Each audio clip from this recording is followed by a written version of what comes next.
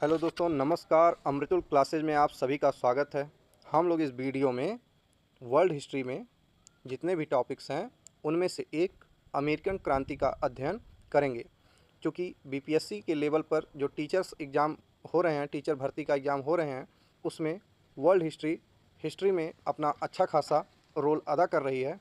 उसी को देखते हुए हम लोग इस वीडियो को ला रहे हैं और यकीन मान के चलिए कि इस वीडियो से बाहर अमेरिकन क्रांति से संबंधित, अमेरिकन रेवोल्यूशन से संबंधित एक भी प्रश्न नहीं जाएगा। तो आइए हम लोग शुरू करते हैं बिना किसी देरी के अमेरिकन क्रांति। और वीडियो पूरा देखिएगा और अंत में कमेंट जरूर करके बताइएगा क्या कोई टॉपिक छोटा इसमें। आइए शुरू करते हैं। अमेरिका की खोज, सबसे पहले ये देखेंगे कि अमेरिका की खोज किसने की? कोलंबस ने की। ठीक। अमेरिका का नामकरण, जो अमेरिका शब्द पड़ा, ये कहाँ से आया? एक इटालियन नाविक था। कौन? इटालियन नाविक था अमेरिगो वेस्पुची। इसी के नाम पर अमेरिका का नाम पड़ा है। अमेरिगो वेस्पुची के नाम पर अमेरिका का नाम पड़ा। अब अमेरिका में क्रांति हुई ही क्यों?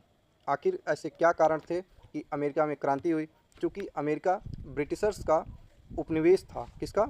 इंग्लैंड का, ब्रिटिश का उपनिवेश था। तो अमेरिका और ब्रिटिश आर्थिक, इन दोनों के मतलब अमेरिका और ब्रिटिश के आर्थिक हितों के मध्य टकराव की स्थिति उत्पन्न हो रही थी। इन दोनों के मध्य कैसी स्थिति? टकराव की स्थिति उत्पन्न हो रही थी।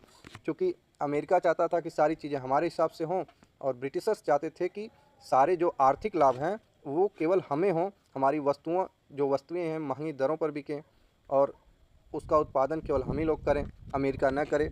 इन्हीं सब मतलब एक लॉन्ग टर्म इफेक्ट पड़ा, जो धीरे धीरे लोग कानून बनाते गए। उस कानूनों का असर अमेरिका के लोगों पर पड़ता गया और क्रांति शुरू हो गई। अमेरिकी क्रांति 1776 में हुई थी। कब हुई थी? 1776 में। और जब तक अमेरिका आज़ाद नहीं हुआ था तब तक यह ब्रिटेन के 13 उपनिवेशों का समूह था। कितने उपनिवेशों का? 13 उपनिवेशों का समूह था। इसमें देखिए 13 के 12 के नाम दिए हैं। न्यू हैम्पशायर है, मैसाचुसेट्स है, कनेक्टिकट है, Rhode Island, New York, new Jersey, Delaware, Maryland, Virginia, north Carolina, south Carolina, Georgia. ये ब्रिटेन के क्या थे? उपनिवेश थे। TRE 1 में एग्जाम में पूछा था कि जो 13 उपनिवेश थे उसमें पहला कौन था? यही न्यू हैम्पशायर है। आप पहले लाइन पे देखेंगे, न्यू हैम्पशायर पहला उपनिवेश था। अमेरिकी क्रांति के समय अगर सवाल आपसे पूछ दे कि अमेरिकी क्रांति के समय वहाँ का राजा कौन था, तो जॉर्ज तृतीय था। कौन था? जॉर्ज तृतीय। अमेरिकी क्रांति के समय इंग्लैंड का शासक कौन था? जॉर्ज तृतीय। इंग्लैंड का शासक, वहाँ राजा होते हैं ना, तो जॉर्ज तृतीय उस समय इंग्लैंड का शासक था। अब देखिए यहाँ पर लिखा है कि अमेरिका को पूर्ण स्वतंत्रता 4 जुलाई 1776 को मिली। अमेरिका को पूर्ण स्वतंत्रता 4 जुलाई 1776 को मिली।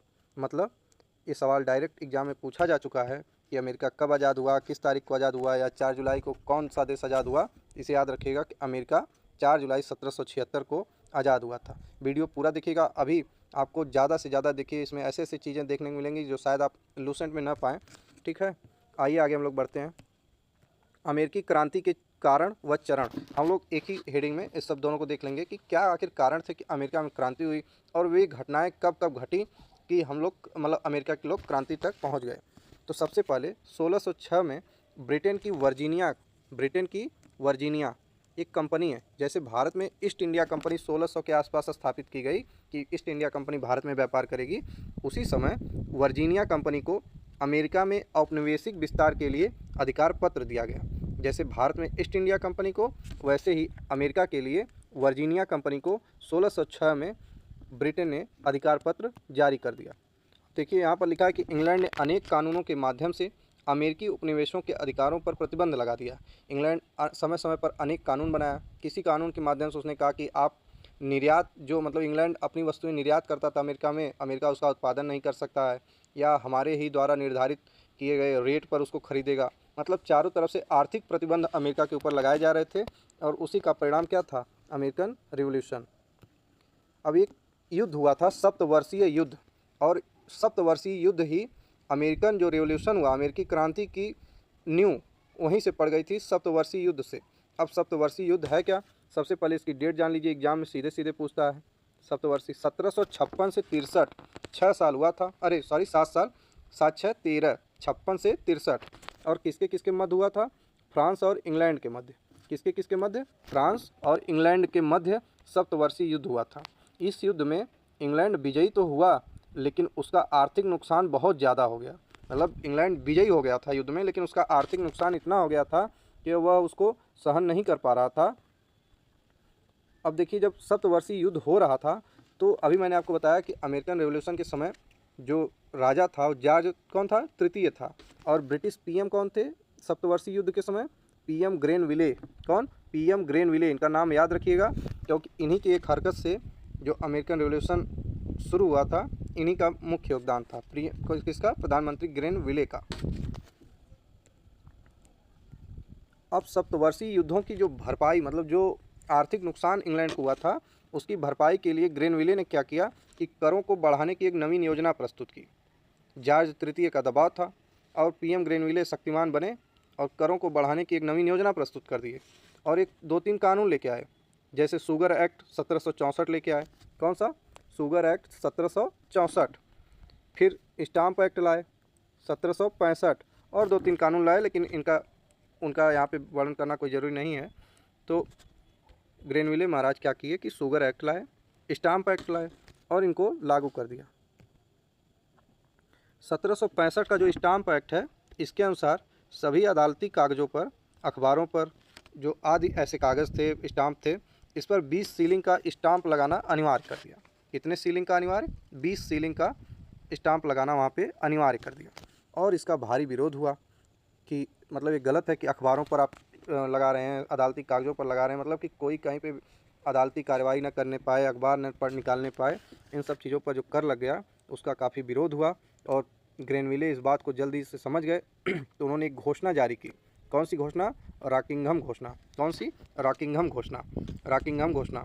उपरोक्त करों के भारी विरोध के चलते ब्रिटिश पार्लियामेंट ने इसी घोषणा से, किससे, रॉकिंघम घोषणा से स्टाम्प एक्ट को क्या कर दिया, समाप्त कर दिया। लेकिन जब कोई किसी के ऊपर अपना अधिकार दिखाता है तो भले ही वो सारी बातें उसको मान ले, लेकिन कुछ चीज़ें वो ऐसी करता है, जैसे ब्रिटेन यह दिखाना चाहता था अमेरिका को कि मेरा आपके ऊपर अधिकार है। इसीलिए रॉकिंघम घोषणा के से स्टाम्प एक्ट को ख़त्म करने के बाद भी 1767 में, कब, 1767 में 5 वस्तुओं, चाय, शीशा, कागज़, सिक्का और धातु पर सीमा शुल्क लगाया।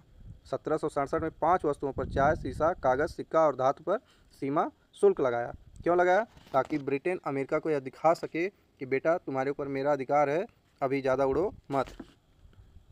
उपनिवेशवासियों ने उपरोक्त कर का विरोध किया। अब जो उपनिवेशवासी थे एक बार 1765 स्टाम्प एक्ट को ख़त्म करवा चुके थे, तो जैसे ये कर लगा कौन, 5 वस्तुओं पर, तुरंत फिर से विरोध शुरू हो गया।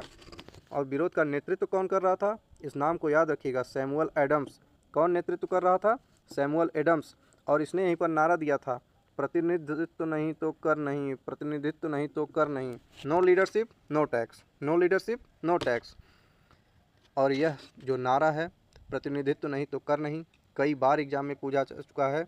इस नारे को किसने दिया, सैमुअल एडम्स ने दिया। इस नारे का संबंध किस क्रांति से है, अमेरिकन रिवॉल्यूशन से है। कब दिया, 1767 में दिया। अब देखिए, एक सबसे हॉट टॉपिक जो है अमेरिकन रिवॉल्यूशन का, वो है बोस्टन की चाय पार्टी की घटना। बोस्टन की चाय पार्टी की घटना, ये सबसे हॉट टॉपिक है। सबसे हॉट टॉपिक यही है, कई बार एग्जाम में पूछा जा चुका है। तो सबसे पहले इसको ये देख लीजिए कि कब हुई थी, 16 दिसंबर 1773। इस डेट को याद रखिएगा, डिक्टो यही एग्जाम में पूछता है कि बोस्टन की चाय पार्टी की घटना कब हुई थी, 16 दिसंबर 1773 को। इसका नेता कौन था, सैमुअल एडम्स। एग्जाम में पूछता है कि किसके नेतृत्व में बोस्टन की चाय पार्टी की घटना हुई थी, तो सैमुअल एडम्स की। क्योंकि बोस्टन एक बंदरगाह है, वहाँ पर चाय की कुछ पेटियाँ आई थी और वहाँ के जो लोगों ने विरोध किया कि यहाँ नहीं उतरेगी, सैमुअल एडम्स ने सारी चाय की पेटियों को समुद्र में फेंक दिया था। इस घटना की बहुत चर्चा हुई थी और अमेरिकन क्रांति की नींव, जो क्रांति शुरू हुई थी, जो युद्ध शुरू हुआ था, उसकी नींव इसी घटना से मानी जाती है। ठीक,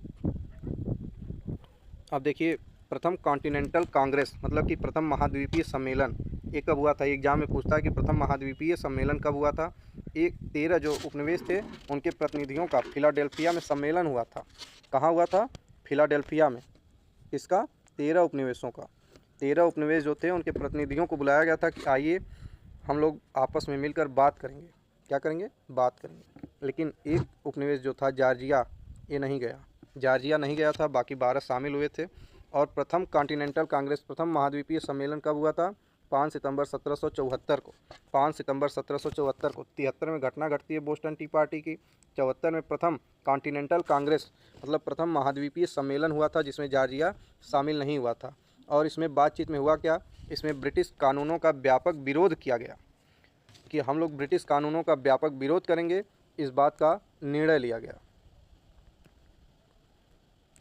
18 अप्रैल 1775 को, यहाँ देखिए 10वां पॉइंट, 18 अप्रैल 1775 को ब्रिटिश सेना तथा उपनिवेशवासियों में पहला संघर्ष लैंगिस्टन में हुआ। ये सवाल पूछता है कि दोनों के मध्य पहला संघर्ष। देखिए जो टी पार्टी की घटना घटी उसमें केवल प्रक्रिया हुई थी, उसमें दोनों लोग भिड़े नहीं थे।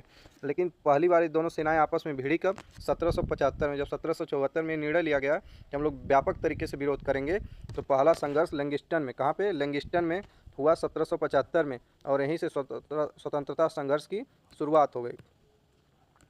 4 जुलाई 1776 को फिलाडेल्फिया में दूसरा महाद्वीपीय सम्मेलन हुआ। पहला कब हुआ था, 74 में। 75 में संघर्ष ही हो गया। और एक नाम है टॉमस जेफरसन, इनको याद रखिएगा। टॉमस जेफरसन, अभी TRE 2 में इनका नाम आया था। टॉमस जेफरसन, इनके द्वारा तैयार किया गया स्वतंत्रता का घोषणा पत्र जारी किया गया। कब, 4 जुलाई 1776 को टॉमस जेफरसन द्वारा फिलाडेल्फिया में दूसरे महाद्वीपीय सम्मेलन में स्वतंत्रता का घोषणा पत्र जारी हुआ। इसीलिए अमेरिका की जो स्वतंत्रता है 4 जुलाई, स्वतंत्रता दिवस 4 जुलाई को सेलिब्रेट किया जाता है। 1777 में ब्रिटिश सेना सारटोगा के मैदान में, कहाँ पे, ब्रिटिश सेना, यहाँ देखिए 1777 में ब्रिटिश सेना सारटोगा के मैदान में अमेरिकी सेना से हार गई फाइनली। 1776 में घोषणा पत्र जारी हुआ। 75 में पहली बार संघर्ष हुआ और 77 में सारटोगा के मैदान में अमेरिकी सेना से हार गई थी ब्रिटिश सेना। पूछेगा सारटोगा युद्ध का संबंध किससे है, तो अमेरिकी क्रांति से। सारटोगा का संबंध किससे है, ब्रिटिश सेना और अमेरिकी सेना के बीच हुए युद्ध से। कब हुआ था, 1777 में। उम्मीद है कि आपको समझ में आ रहा होगा।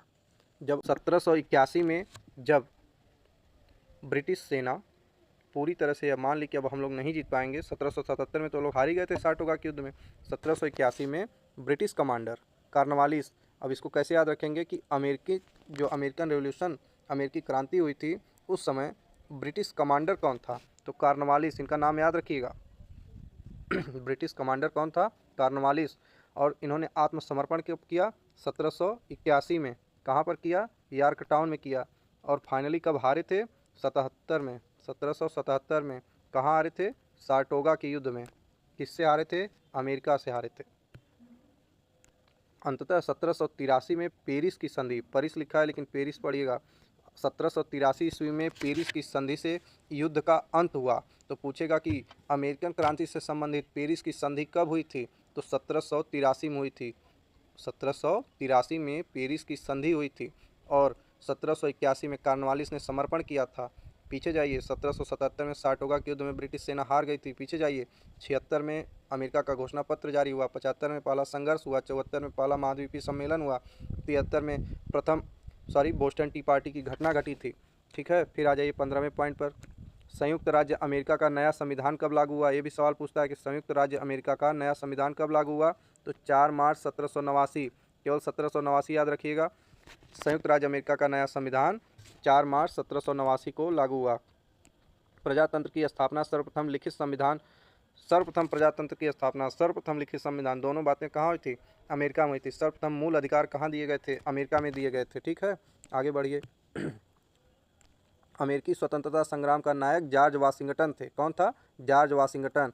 यही अमेरिकी स्वतंत्रता संग्राम को लीड कर रहे थे। जैसे भारत में महात्मा गांधी, वैसे अमेरिका में जॉर्ज वाशिंगटन थे, जो अमेरिका के क्या बने, प्रथम राष्ट्रपति बने। यही थी अमेरिकन क्रांति। उम्मीद है कि पूरा आपको समझ में आएगा। सारे के सारे टॉपिक आपको एग्जाम में देखने को मिल जाएंगे। अगर अमेरिकन रेवोल्यूशन से प्रश्न पूछेगा तो इसमें से ज़रूर आएगा। आइए कुछ अन्य टॉपिक हैं, इनको देख लेते हैं। टॉमस पेन एक महान लेखक हैं। इनकी एक पुस्तक है कॉमन सेंस, जो 1776 में आई थी, तथा इनकी एक और पुस्तक है राइट्स ऑफ मैन। ये दोनों याद रखिएगा। डायरेक्ट एग्जाम में पूछता है कि कॉमन सेंस किसकी पुस्तक है, तो टॉमस पेन की है। राइट्स ऑफ मैन किसकी पुस्तक है, टॉमस पेन की है। मॉन्टेस्क्यू, इन्होंने एक शक्ति के पृथक्करण सिद्धांत दिया था। क्या दिया था मॉन्टेस्क्यू ने, द स्पिरिट ऑफ लॉ। इनकी एक पुस्तक है the spirit of law, the spirit of law. उसमें इन्होंने शक्ति मतलब कि कैसे लोकतंत्र को अलग अलग स्तरों पर बांटा जाए, केंद्र स्तर पर, राज्य स्तर पर बांटा जाए, उस सिद्धांत को, जो इनका शक्ति का पृथक्करण सिद्धांत था, उसको मान्यता कब मिली, जब अमेरिका का संविधान लागू हुआ। उस समय मॉन्टेस्क्यू के शक्ति पृथक्करण सिद्धांत को मान्यता मिली थी। ठीक, अब आइए गृह युद्ध। अमेरिका में गृह युद्ध भी हुआ था भाई। तो जब अब्राहम लिंकन 1860 में राष्ट्रपति बने, कब बने अब्राहम लिंकन? 1860 में। गृह युद्ध की वहाँ पे शुरुआत हुई 1861 में। दक्षिणी और उत्तरी राज्यों के मध्य, दक्षिणी के राज्य जो थे वो चाहते थे कि जो दास हैं वो बने रहें, मतलब वो दासता के समर्थक थे, लेकिन जो उत्तरी राज्य थे वो चाहते थे कि दासों को मुक्त किया जाए। इसी को लेकर के गृह युद्ध की शुरुआत हो गई। उस समय अब्राहम लिंकन 1860 में राष्ट्रपति बने थे। 1863 में अब्राहम लिंकन ने दास प्रथा का उन्मूलन किया। ये बहुत ही बड़ा कार्य इन्होंने किया था। दास प्रथा गलत चीज़ है और इसका इन्होंने उन्मूलन किया। 1865 में जॉन विल्किज ब्रूस एक व्यक्ति था, दक्षिणी राज्य का था यह, इसने लिंकन की हत्या कर दी। कब की? 1865 में जॉन विल्किज ब्रूस ने लिंकन की हत्या कर दी। गृह युद्ध की समाप्ति 1865 में यह मरे और गृह युद्ध की समाप्ति भी 1865 में ही हुई।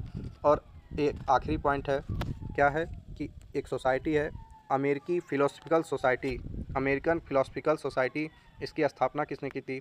बेंजामिन फ्रैंकलिन ने की थी। किसने की थी? बेंजामिन फ्रैंकलिन ने की थी। तो उम्मीद है कि वीडियो आपको समझ में आई होगी। सारे के सारे टॉपिक अमेरिकन क्रांति से लिए गए हैं। अब एग्जाम में इससे बाहर कुछ नहीं जाएगा। बीपीएससी की तैयारी आप लोग करते रहिए और बताइए कमेंट में कि अगली वीडियो किस क्रांति को लेकर मैं लेके आऊँ। मिलते हैं अगली वीडियो में। बहुत बहुत धन्यवाद। जय हिंद, जय भारत, जय माँ भवानी।